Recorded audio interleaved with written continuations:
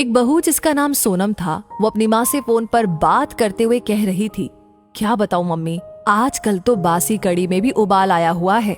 जब से पापा जी रिटायर हुए हैं, दोनों लोग फिल्मी हीरो हीरोइन की तरह दिन भर अपने बगीचे में ही झूले पर विराजमान रहते हैं। न अपने बालों की सफेदी का लिहाज है, न बहू बेटे का। इस उम्र में दोनों मेरी और नवीन की बराबरी कर रहे हैं। तब तक चाय पीने के लिए सोनम को पूछने प्रभा जी यानी कि सासू माँ उसके कमरे की तरफ बढ़ी, पर उदास मन से रसोई में दाखिल हुई। उन्होंने सब कुछ सुन लिया था, पर नजरअंदाज करते हुए खामोशी से चाय बनाकर ले गई और सोनम को भी उसी के कमरे में दे दी। उन्हें अशोक जी के लिए चाय ले जाते देख उनकी बहू सोनम के चेहरे पर व्यंग्यात्मक मुस्कान तैर गई, पर वो नजरअंदाज करके सिर झुकाए निकल गई। पति के रिटायर होने के बाद कुछ दिन से उनकी यही दिनचर्या हो गई थी। अशोक जी की इच्छानुसार अच्छे से तैयार होकर अपने घर के सबसे खूबसूरत हिस्से अपने पेड़ पौधों के साथ बैठना, क्योंकि सारी उम्र तो उनकी बच्चों के लिए जीने में ही निकल गई थी। तो जीवन संध्या में दोनों लोग साथ समय भी गुजारते और वहां पड़ी मेज चार कुर्सी उस भाग को और भी मोहक बना देती और दिन भर के बहुत से कार्य वहां पर आसानी से निपट जाते। पांडे विला, जो 2 मंजिला कोठी नुमा घर अशोक और प्रभा का जीवन भर का सपना था, बड़ा खूबसूरत लगता देखने में। उस पर वातावरण भी बेहद सुरमय। 20 बाई 20 गज की कच्ची जगह भी थी उस घर में। बाहर जहां था प्रभा के सपनों का बगीचा, बेला के पौधे, हर सिंगार का घनेरा पेड़, अंगारों सा दहकता गुड़हल का पेड़ और छोटा सा टैंक जिसमें कमल के फूल खिले रहते। जाड़े में तो रंग बिरंगे फूल, डहेलिया, गुलाब, पैंजी और तमाम किचन गार्डन की सब्जियां 4 चांद लगा देती देखने वाले की आंखों में। और रसोई घर में भी ताजे धनिया, पुदीना, मेथी की बहार रहती। हर मौसम में घर खुशबू और सकारात्मक ऊर्जा से सरोबार रहता। उस पर वहां पड़ा झूला जो भी वहां बैठ जाता तो उठने की इच्छा ही नहीं होती। जाड़ों में वही तसले में आग जलती और भुने आलू शकरकंद के मजे लिए जाते, तो बरसात में सुलगते कोयलों पर सिकते भुट्टे स्वर्ग के आनंद की अनुभूति करवाते। अशोक जी ने वो जगह छुड़वाई तो प्रभा और अपने लिए कमरे के लिए, लेकिन संयोग ऐसा बना कि जिम्मेदारी ने उन्हें उस जगह का इस्तेमाल ही नहीं करने दिया। ऐसे में प्रभा ने अपने खाली समय और उस खाली जगह का इस्तेमाल इस बुद्धिमता से किया कि वो कोना घर की जान बन गया। उनका पूरा खाली समय वहीं पर बीत जाता। अब उन्हें उस जगह कमरा न बना पाने का मलाल भी न था, पर प्रभा को अरमान था घर में झूला हो तो अशोक जी ने उसे वहां जरूर लगवा दिया।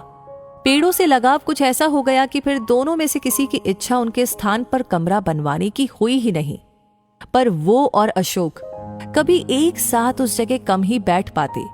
कभी प्रभा अनमनी होती तो अशोक बड़े जिंदा दिल शब्दों में कहते, पार्टनर रिटायरमेंट के बाद दोनों इसी झूले पर साथ बैठेंगे और खाना भी साथ में खाएंगे। हर शिकायत दूर करेंगे। फिलहाल हमें बच्चों के लिए जीना है। बच्चों के करियर पर सब कुछ बलिदान हो गया। अब बेटा भी अच्छी नौकरी में था और बेटी भी अपने घर की हो चुकी थी। रिटायरमेंट के बाद घर में थोड़ी रौनक रहने लगी थी। अशोक जी को भी घर में रहना अच्छा लग रहा था। बड़े पद पर थे तो कभी उनके कदम घर में टिके ही नहीं। गांव से आकर शहर में बसेरा बनाना आसान न था, लेकिन किसी तरह 400 गज जमीन कर ली। सहधर्मिणी प्रभा जी भी सहयोगी महिला थी तो मंजिल और आसान हो गई। अब दोनों पति पत्नी आराम के पलों को संजो लेना चाहते थे। उनके घर में जरूरी सब सुविधाएं भी थी, फिर भी बहू सोनम को न जाने क्यों वो कोना सबसे ज्यादा खटकता था, क्योंकि कोई भी बंधन न होने पर भी अशोक जी के घर में रहने से उसे घर का काम बड़ा महसूस होता था। दिन भर उसके साथ लगी रहने वाली प्रभा का अब थोड़ा समय अपने पति को देना उसे अखरने लगा था। अक्सर वो नवीन को उसके माता पिता के लिए ताने देने का कोई भी मौका नहीं छोड़ती थी। उसने उस कोने से छुटकारा पाने के लिए नवीन को एक रास्ता सुझाते हुए कहा, क्यों ना हम बड़ी कार खरीद ले। नवीन ने कहा, आइडिया तो अच्छा है, पर रखेंगे कहाँ? एक कार रखने की ही तो जगह है घर में।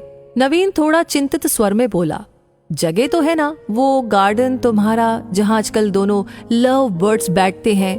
सोनम थोड़े तीखे स्वर में बोली, थोड़ा तमीज से बात करो। नवीन क्रोध से बोला जरूर, पर उसने भी अशोक जी से बात करने का मन बना लिया था।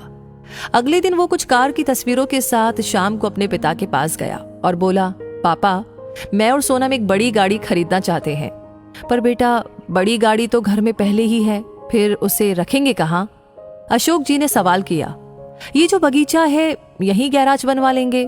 वैसे भी सोनम से तो इनकी देखभाल होने से रही, और मम्मी कब तक करेंगी?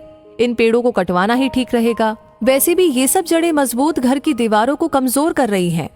प्रभा तो वहीं कुर्सी पर सीना पकड़कर बैठ गई।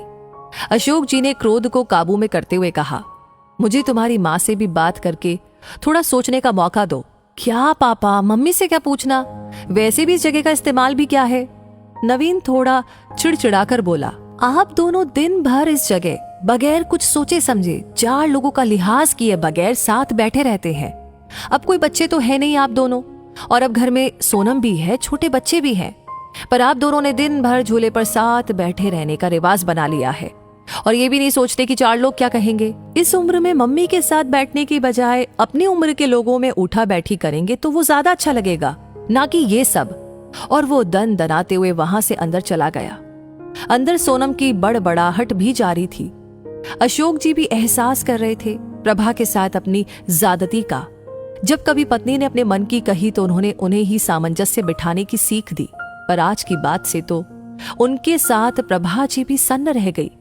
अपने बेटे के मुंह से ऐसी बातें सुनकर रिटायरमेंट को अभी कुछ समय ही हुआ था, उनकी जिंदगी तो भागम भाग में ही निकल गई थी, बच्चों के लिए सुख साधन जुटाने में। नवीन और सोनम ने उस शाम खाना बाहर से ऑर्डर कर दिया, पर प्रभा से न खाना खाया गया और ना ही उन्हें नींद आई। नींद तो वैसे अशोक जी को भी नहीं आ रही थी, और वो प्रभा की मनोस्थिति को भी समझ रहे थे। किसी ट्रैफिक सिग्नल पर खड़े सिपाही जैसे, जिससे हर रिश्ता बस अपनी ही तवज्जो चाह रहा था। पर सोचते सोचते सुबह कुछ सोचकर उनके होठों पर मुस्कान तैर गई। अगले दिन जब सोकर वो उठे तो देखा प्रभा जी सो रही थी, पर बेचैनी चेहरे पर दिखाई दे रही थी। वो रसोई में गए और खुद चाय बनाई। कमरे में आकर पहला कप प्रभा को उठाकर पकड़ाया और दूसरा खुद पीने लगे। आपने क्या सोचा? प्रभा ने रुआंसे लहजे में पूछा। मैं सब ठीक कर दूंगा, बस तुम धीरज रखो, अशोक बोले। पर हद से ज्यादा निराश प्रभा उस दिन पौधों में पानी देने भी न निकली और न ही किसी से कोई बात की। दिन भर सब सामान्य रहा, लेकिन शाम को अपने घर के बाहर टू लेट का बोर्ड टंगा देखकर नवीन ने भौचक के स्वर में अशोक से प्रश्न किया, पापा माना कि घर बड़ा है, पर ये टू लेट का बोर्ड किस लिए? अगले महीने मेरे स्टाफ के मिस्टर गुप्ता रिटायर हो रहे हैं, तो वे इसी घर में रहेंगे, उन्होंने शांतिपूर्ण तरीके से उत्तर दिया। हैरान नवीन बोला, पर कहां? तुम्हारे पोर्शन में, अशोक जी ने सामान्य स्वर में उत्तर दिया। नवीन का स्वर अब हकलाने लगा था। और हम लोग? तुम्हें इस लायक बना दिया है तो 2-3 महीने में कोई फ्लैट देख लेना या कंपनी के फ्लैट में रह लेना अपनी उम्र के लोगों के साथ। अशोक जी एक एक शब्द को चबाते हुए बोले, हम दोनों भी अपनी उम्र के लोगों में उठे बैठेंगे। सारी उम्र तुम्हारी माँ की सबका लिहाज करने में निकल गई, कभी बुजुर्ग तो कभी बच्चे। अब लिहाज की सीख तुम सबसे लेना बाकी रह गया था। पापा मेरा वो मतलब नहीं था, नवीन ने सिर झुकाकर बोला। नहीं बेटा, तुम्हारी पीढ़ी ने हमें भी प्रैक्टिकल बनने का सबक दे दिया। जब हम तुम दोनों को साथ देखकर खुश हो सकते हैं तो तुम लोगों को हम लोगों से दिक्कत क्यों है? इस मकान को घर तुम्हारी माँ ने बनाया, ये पेड़ और इनके फूल तुम्हारे लिए मांगी गई न जाने कितनी मनौतियों के साक्षी है, तो उसका कोना मैं किसी को छीनने का अधिकार नहीं दूंगा। पापा आप तो सीरियस हो गए। नवीन के स्वर अब नम्र हो चले थे। नहीं बेटा, तुम्हारी माँ ने जाने कितने कष्ट सहकर, कितने त्याग करके मेरा साथ दिया। आज इसी के सहयोग से मेरे सिर पर कोई कर्जा नहीं है, इसलिए सिर्फ ये कोना ही नहीं, पूरा घर तुम्हारी माँ का ऋणी है। घर तुम दोनों से पहले उसका है, क्योंकि जीभ पहले आती है ना कि दांत। औलाद होने का हमसे लाभ उठाओ, पर जब मंदिर में ईश्वर जोड़े में अच्छा लगता है तो माँ बाप साथ में बुरे क्यों लगते हैं? जिंदगी हमें भी तो एक ही बार मिली है। और इस तरीके से मकान को घर बनाने वाली को आखिर अपना कोना मिल ही गया। तो दोस्तों, ये कहानी आपको क्या कहती है? इस कहानी से क्या सीख मिलती है? आपकी क्या राय है? कमेंट सेक्शन में अपनी राय जरूर बताएं। लाइक ऑलरेडी कर दिया है तो इस कहानी को शेयर करना बिल्कुल ना भूलें। साथ ही साथ आपके लाइक, कमेंट्स, आपका ये ढेर सारा प्यार हमें इंस्पायर करता है ऐसी कहानियां आप तक पहुंचाने के लिए। वैसे हर वीडियो सबसे पहले आप तक पहुंचे उसके लिए एक छोटा सा काम, हमारे पेज को तुरंत फॉलो करें, मिलूंगी आपसे बहुत जल्दी ही और ऐसी कहानियों के साथ। तब तक के लिए कहूंगी धन्यवाद।